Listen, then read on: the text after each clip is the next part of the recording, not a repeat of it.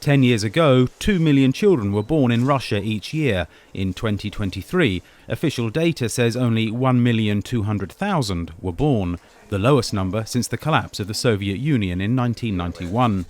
These numbers indicate many Russians are thinking twice before deciding to start a family. As sociologists see it, a number of elements contribute to this situation. In general, the economic situation has worsened, and people have begun to live worse. And to raise a child, you have to have confidence in the future. Adding to Russians' pessimistic view of the future is their nation's full-scale invasion of Ukraine. After the start of the war in 2022, pharmaceutical market analysis said the demand for abortion pills in Russia jumped by as much as 60%.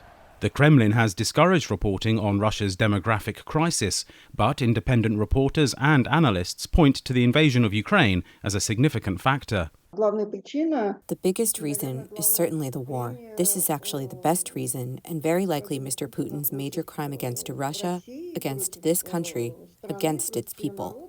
The falling birth rate has prompted authorities to come up with plans to aid families. At the same time, in several regions of Russia, access to abortions in private clinics has been banned. The Kremlin has also embarked on a strategy to promote large families.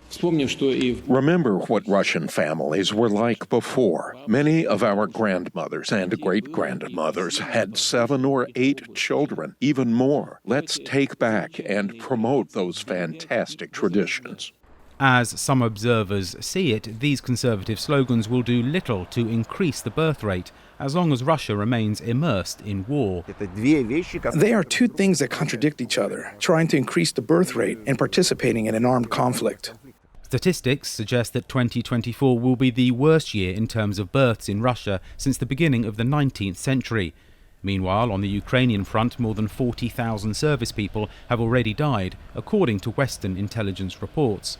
A figure that analysts say provides a less than favourable outlook for efforts to boost the Russian population. For the VOA Moscow Bureau, Jonathan Spier, VOA News.